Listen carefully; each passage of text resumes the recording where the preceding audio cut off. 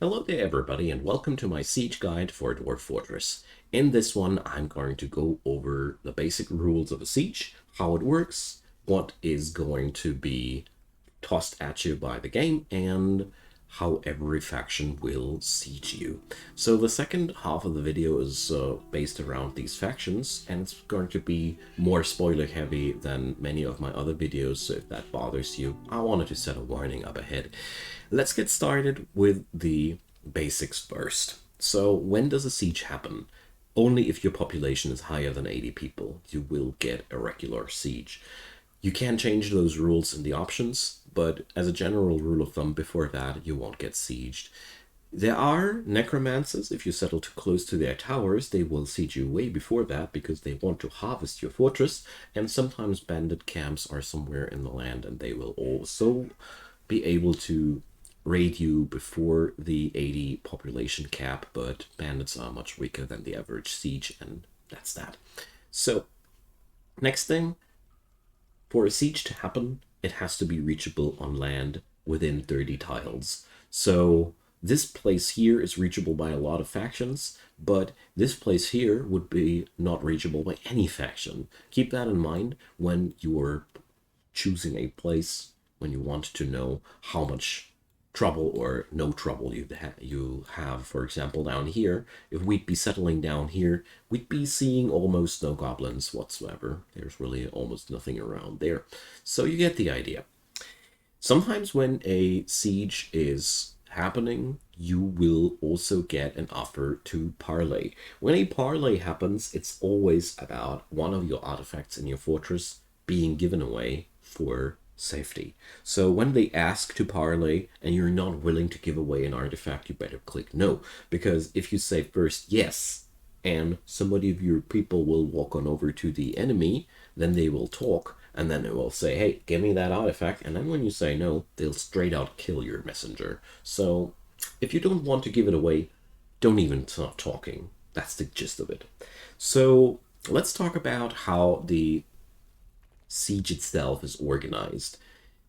Every faction that will siege you will organize its troops in squads. As we see here, the goblins that are entering from the border of the map, here we have these three dudes. They are all crossbowmen or bowmen, because a squad shares a common weapon. When we let more of these people enter the map, we would notice that they all have bows one way or another. There's always one squad leader attached to each squad, which can have special piece of armor or a mount or be in any other way special.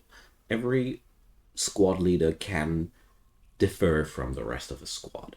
Squads can have all manner of different weapons, maces, swords, spears. Sometimes there is a mounted squad, everybody has a mount, and that's what you need to know about squads. A siege will always try to kill every living dwarf in your fortress, so that's the basic goal of every siege. Every faction goes around about that in a bit of a different strategy, but it's always about that. You should know that the mounts that the sieges bring can be not only viable in combat, they can also sometimes destroy buildings or even fly. So these things should be known when you design your defenses. Also, you should note that sieges can often climb, and while this looks pretty safe for a non-climbing entity, if we browse up a little bit, I have no roof and only one layer of wall there. This is really no defense against flying or climbing entities. So to be safe, put roofs over these things. That's the best way to do it. So sieges will also end not only when you kill enough of those enemies, also when the siege has lasted too long. So walling yourself in and sitting it out is actually a strategy that you can go for. But you should know that during a siege, no caravans will visit your fortress, even those that are scheduled for a certain time of the year. If you are sieged during the time when a caravan wants to visit you, it'll just skip that date and come next year. That's that. So as a last thing that I want to mention, a siege can have up to 120 soldiers and 40 other entities like monsters accompanying them. So all in all, those are the maximum numbers, and this gives you an idea about how wild things can be. That's the general part of this video. Next up, I will now focus and feature the different factions that will attack. So let's start with the goblins, because they are the most common faction to be seen there. So goblin forces, unlike all the other factions, they don't need a war declaration on you to do sieges. All the other factions will only attack you if they are actively at war with you. Goblins don't care about that. They'll always attack you. Goblins also straight up rush towards your fortress to murder everybody or get murdered. That's really important to note.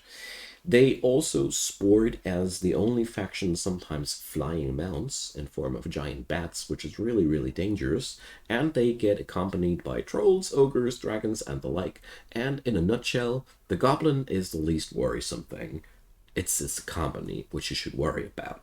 The average goblin squad of 10 people with adequate training and the like can be easily destroyed by 2 to 3 well-equipped and trained dwarfs with just iron. So goblins are really, really not that dangerous in general. But you should pay close attention to their skill level, as you should with all the raids. Skill levels matter so much in that game. And pay attention to what company they have. There are also very special friends of the goblins that I don't want to spoil here, but sometimes they come with very, very cool and fun guys. Next on the list are the Elven raids. Elves, like I mentioned before, will only raid you if you pissed them off before and they declared war on you.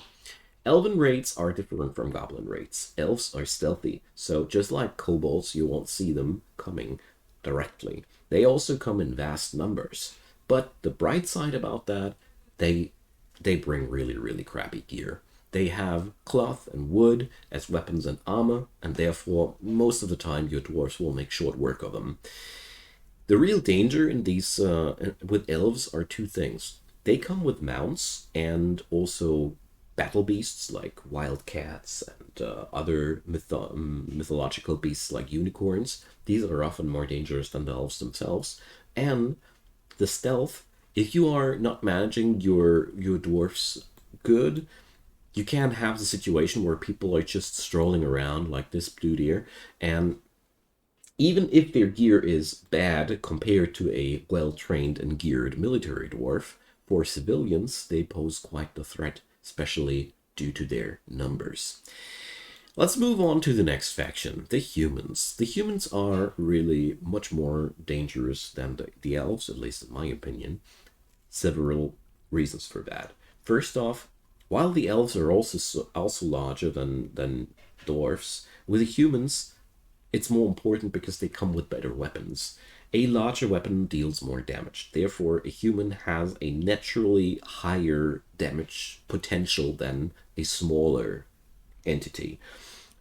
That doesn't make that much of a huge difference because dwarfs are actually not that under average when it comes down to stats, but it does play a role with the amount of burst damage that one attack can bring with a human.